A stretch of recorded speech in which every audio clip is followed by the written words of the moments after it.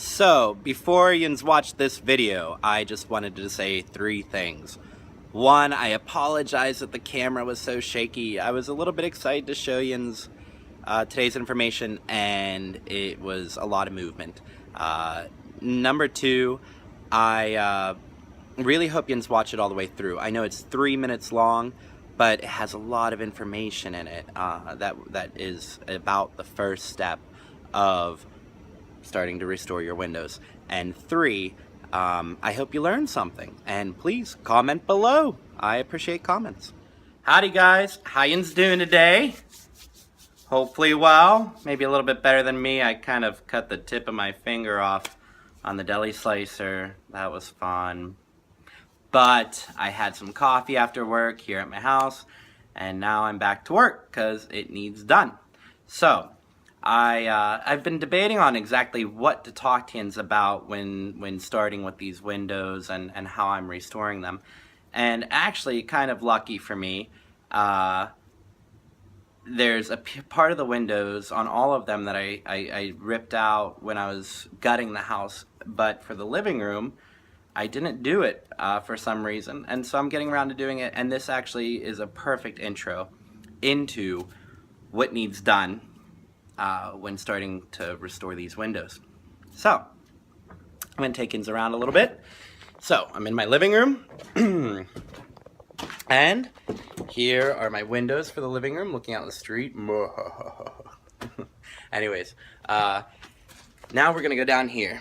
What you're looking at is a nice, beautiful piece of trim work that went around the inside of the window, and the nice windowsill right here tying into the trim. So why did I not remove that? I don't know, but I digress.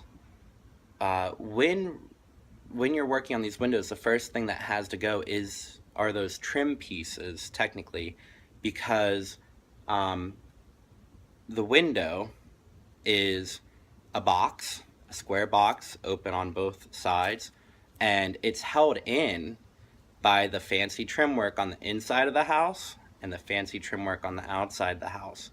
Once you remove that trim work, there's probably a few nails holding the box into the studs, but other than that, you rip out the whole box, which includes the sashes and everything. So, when you're ripping off this trim, it's 130 years old. It shatters. If you're not careful, it will shatter to pieces. And I shattered a lot of my woodwork just trying to pop it out. And you really, really, really, really, really have to take your time. And you have to use the right tools.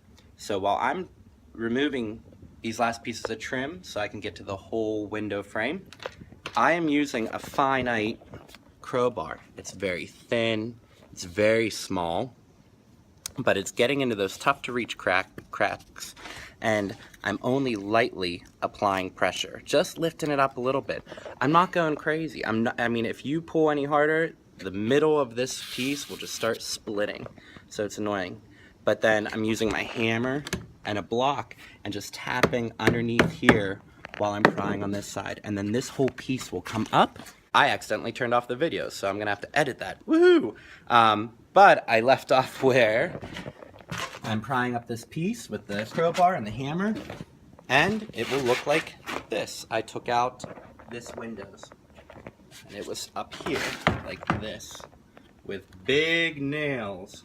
It's crazy. I don't know if you can see them. Yep. So that piece came off first, and then this piece was nailed in like that. So then I lightly pried it off, exposing the bottom of my frame. You go about doing this, they would have side trim here and then a piece up there, and you just lightly pry it off with that nice finite crowbar and the hammer. It exposes the frame altogether. In here would be your weights, in here would be your sashes that hang down, and in other videos I'll move on with each step. So this step, the first step, is getting all that trim work off so you don't destroy it, and you can also access the frame of the window, and in my case I'll have to realign them because the house is leaning. So anyways, that's today's informative session, and I'll keep yins posted. I'll be here every night, so maybe I'll just be doing a video every night, so we'll see. But I hope you enjoyed that, and I hope it wasn't too boring. So anyways, signing off from my house on the north side. Good night.